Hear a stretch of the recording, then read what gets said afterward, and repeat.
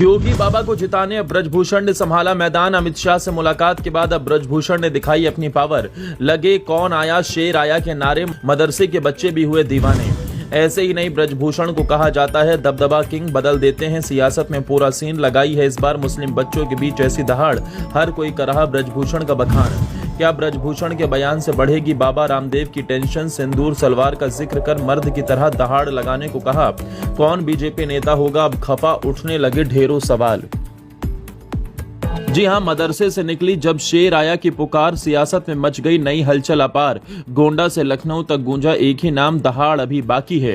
यही दे रहा पैगाम, ये कहना गलत नहीं होगा, क्योंकि गोंडा में जब पूर्व सांसद ब्रजभूषण शरण सिंह मुस्लिम बस्ती के बीच पहुंचे तो वहां मौजूद मदरसे के बच्चों ने उन्हें देखते ही देखो देखो कौन आया शेर आया के नारे लगाने शुरू कर दिए। बच्चों ने फूल मालाओं से स्वागत किया, जिसके वीडियो ने सबको हिला डाला है।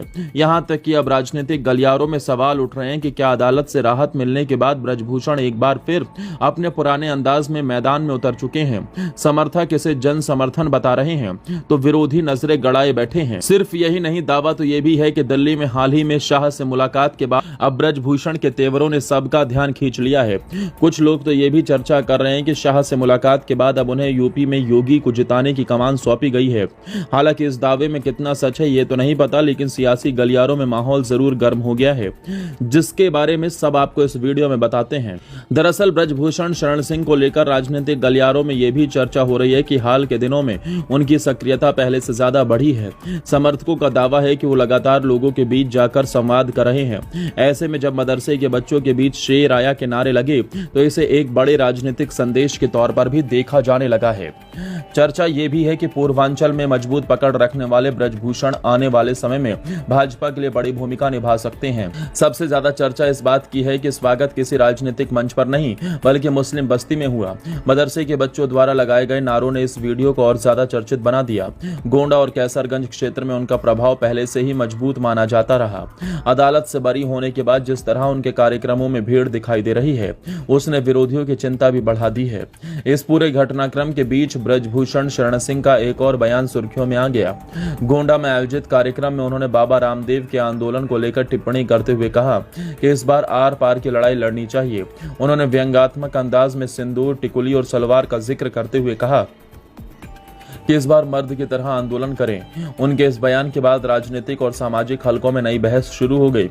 समर्थक इसे उनकी बेबाक शैली बता रहे हैं तो आलोचक इस बयान पर सवाल उठा रहे हैं। लेकिन एक बार फिर ब्रजभूषण अपने बयान की वजह से चर्चा के केंद्र में आ गए हैं। पूर्वांचल की राजनीति में ब्रजभूषण शरण सिंह का नाम लंबे समय से प्रभावशाली नेताओं में लिया जाता है। कैसरगंज से कई बार सांसद रहे ब्रजभूषण का संगठन और कार्यकर्ताओं पर मजबूत पकड़ मानी जाती है।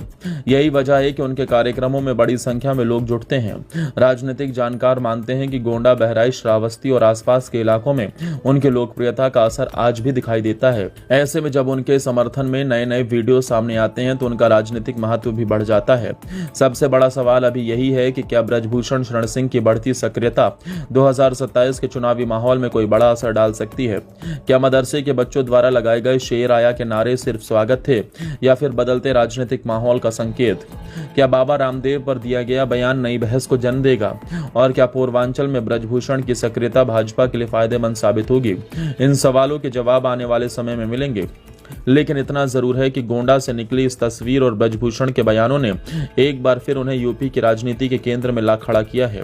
आज हालात ऐसे हैं कि समर्थक उन्हें दबदबा किंग कह रहे हैं और विरोधी भी उनकी बढ़ती सक्रियता को नजरअंदाज नहीं कर पा रहे हैं।